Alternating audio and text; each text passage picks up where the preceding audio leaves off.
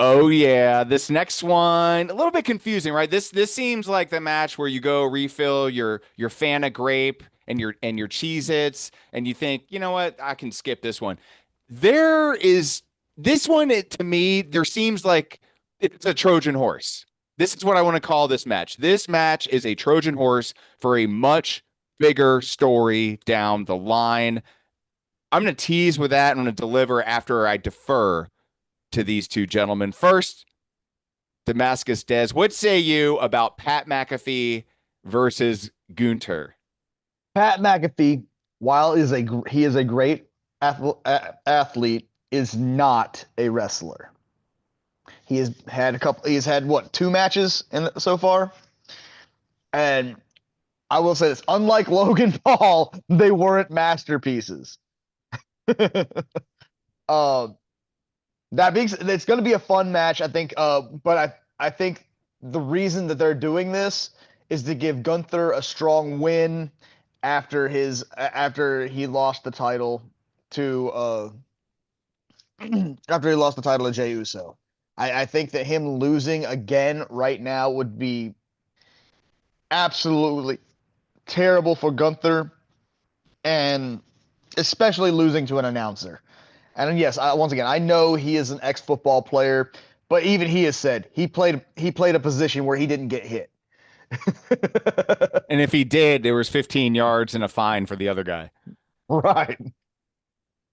I'm just gonna say it. Gunther's winning this match. It should be a fun match. And we might see a little flurry from McAfee where he puts it in there, but Gunther's winning this match. Mm-hmm. What say you, Booch?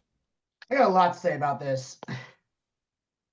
And again, I understand that, yeah, he was a puncher, he was an announcer. What I like about this is that Pat McAfee, look, is he Logan Paul? No. But this is a man who, unlike most celebrities that have gotten in the ring, or most announcers that have gotten in the ring, is properly trained. He was trained by Rip Rogers, one of the best trainers you could possibly get. So let's put a little bit of respect on the man's name. But there was one thing I said during the WrestleMania recap. I'm going to clarify it because I teased it a little bit because we had a lot to discuss. But I wanted to save it for here because I didn't want to step on any toes. And what I said was this, and I'm quoting and this is a direct quote from me. I said, Gunther was not buried, but he was in the grave after the tap out. I want to tell everybody what I mean by that, because I don't want a misunderstanding. The reason I can't say buried is because buried implies he can't come back from it. Gunther can come back from the tap out, but it's not easy. And I'm going to tell you why. If you are a normal wrestler in a ring, you've got 50-50 booking, you don't have a really crazy gimmick, you're just a wrestler going out to the ring, you can tap out and live to fight another day. But when you're built like a monster, like Gunther was, you're an intimidating presence, like a Gunther or an Undertaker or a Kane or a Brock Lesnar, a Goldberg, dare I say late great, a Bray Wyatt. When you got a gimmick like that, one of the worst, I'll say the worst thing you can do to a gimmick like that is have them tap out. They can lose, they can get pinned, they can be DQs and countouts. But the worst thing you can do is tap them out, because tapping out is giving up. And when you do that, the mystique goes away. When Gunther tapped out to Jey Uso, not only did he tapped out to his own hold, and he tapped out in a matter of seconds. The second that happened, you took the ring general and you humanized him. So when Pat McAfee cut that promo saying he's soft, that's an accurate statement. So that's why Gunther, he doesn't have that bullying presence anymore. Yeah, he's still Gunther. He can still wrestle. He can still fight. I won't take away his talent. He can go out there and still whoop some ass. But when he walks down the aisle, the guy in the ring's not scared anymore. He's not afraid anymore. Much like when Jey Uso said, at one point, he was afraid of Gunther. He said, I'm not afraid of you anymore. And he tapped him out. Once you tap a monster out, that monster loses their presence. So that's what I'm saying. Gunther is still a badass, but he doesn't have that monster aura that he once had. Also, to anybody out there that thinks Gunther losing to Pat McAfee would bury him or would make him look weak, I put this challenge out to you. Not too long ago, I've talked about this ad nauseum, but I will do it one last time because it's no longer on my mind, but I have to bring it up again.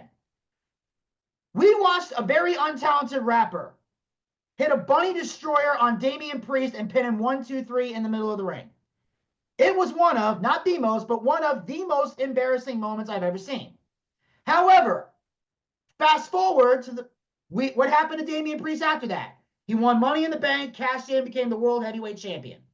We'll go even farther back. WrestleMania 38. Sami Zayn had a match with a gentleman by the name of Johnny Knoxville. Anything goes, jackass-style match, all these stunts. The dude got trapped under a mousetrap and pinned by Johnny Knoxville. 1, 2, 3 in the middle of the ring. They thought Sami was done. What happened? A year later, he main evented WrestleMania, teamed up with Kevin Owens, beat the Usos to win the tag titles, main evented with Roman Reigns at Elimination Chamber, didn't win. We knew he wasn't, but still put on a hell of a match. Went on to beat Gunther for the Intercontinental title. And I'll go even farther back. January 1st, 2007, we saw the worst celebrity appearance of all time, a gentleman by the name of Kevin Federline. Now, to those of you who may not know, Kevin Federline, who is he? The ex-husband and baby daddy of Britney Spears. He pinned an individual, 1, 2, 3 in the middle of the ring. They thought his career was done. Fast forward to the present day. That wrestler is now known as the greatest of all time, the never seen 17, the man who's gracing St. Louis with his presence for the final time, the last real champion, John Cena. Those three guys took embarrassing losses from 3 celebrity jackoffs and thrived off of it. I'm now supposed to believe that Pat McAfee, who can actually work, is gonna hurt Gunther? If those guys could live to get over another day, Gunther can live over to get another day. And that's why I'm rolling the dice and I say Pat McAfee wins this match. I got an argument for pretty much every one of those. First off, none of those were clean wins. Not the first fucking one. Let's start with the one you started with. Bad Bunny actually put on a hell of a match. He was training with Damian Priest, and he trained with other people before coming to WWE, put on a hell of a match, and he only won that match because we had a return of Carlito. We had the whole fucking everybody coming in and getting involved before he hit that. Yes, he hit a Mexican Destroyer before to get the win, but it was only after so many other things had happened. It's like, okay, yeah, he put the final nail in that coffin, but without everybody else, he wasn't winning that match. We all know that. And the fact is, Damian Priest lost the match, but it was like 7 people against him. Yeah, now, that's the point that I was making. I said he lost the match, but still went on to do other things. Right, but it was like 7 people against him. And at that point, Damian Priest was on a win streak, so he could take a loss. It wasn't so bad. That's another big deal.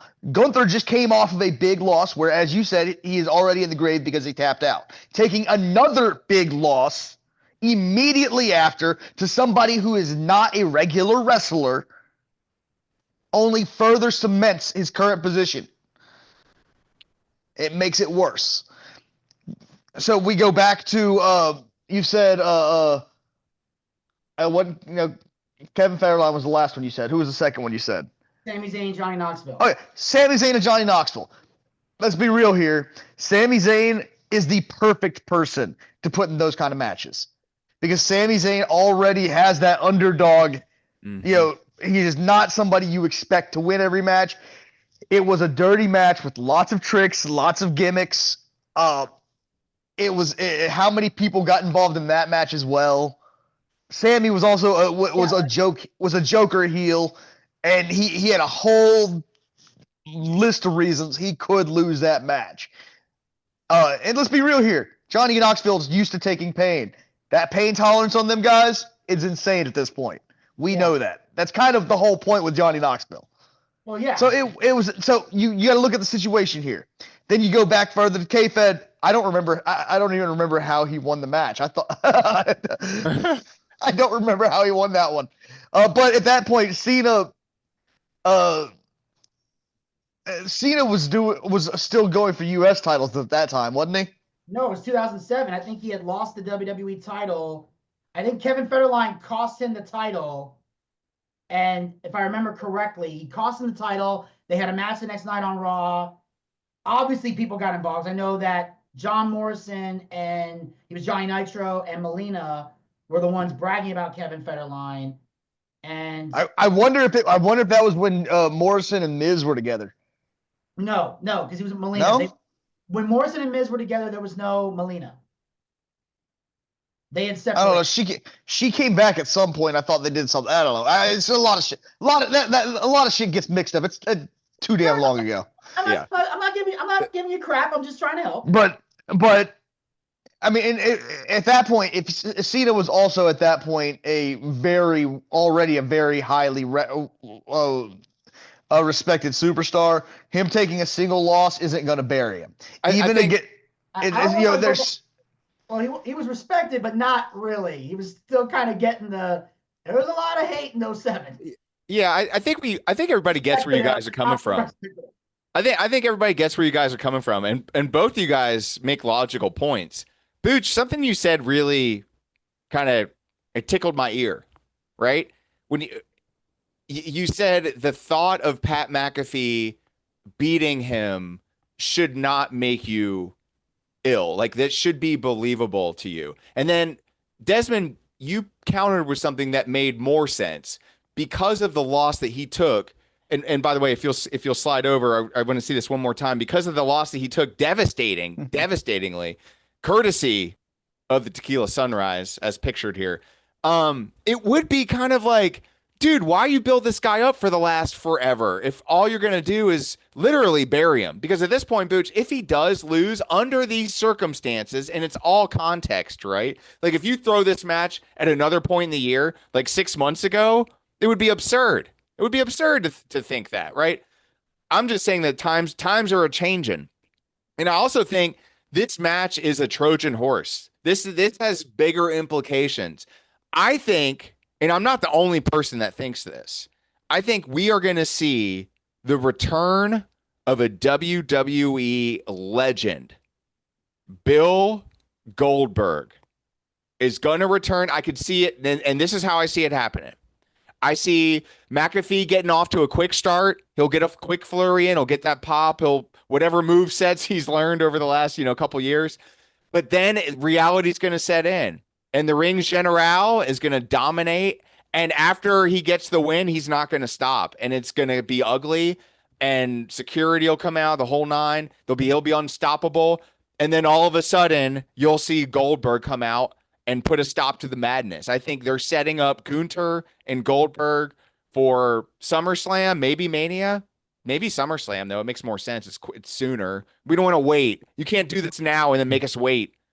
Well, there could be some truth to that because Goldberg did say in an interview when he was being inducted into like some kind of college football Hall of Fame or something, he did mention that this year he is having his retirement match because Triple H is going to give him the match that apparently when Goldberg went to Saudi Arabia and did the job to Roman Reigns, he said Vince promised him, he said, if I go out there and I do this favor, I'm going to go put over Roman because he's the guy and do the thing for you, that he would get a retirement match. Give me my one last retirement match to ride off into the sunset. And apparently Vince would not deliver. So Triple H is apparently going to deliver on that promise. He did say this year he would have his final match. And since they did that thing at Bad Blood, where he talked some shit to Goldberg and he jumped the barricade, Gunther would be the logical person that he would go against. So if Goldberg does get involved in this match, I don't know if I didn't even think about this till you brought it up. That's going to make me side with Pat even more because I think Goldberg is going to really get under his skin by screwing him over. I don't think Goldberg's going to get involved in the match. I think he's saying Goldberg's going to stop the beatdown after the match. No, right. That's what he's saying. I'm saying if Goldberg's really going to do something, he's going to add insult to injury. And I don't think so because Goldberg's going to be the face in this one. He's not going to get involved in the middle of the match like that. Right. He doesn't need to. Like, we need to see a dominating performance by Gunther at this point. Like, anything else would be burying him for all like everything you said, Booch, makes sense, but he's already about 5 feet under. Losing, go ahead and add that extra foot and cover him.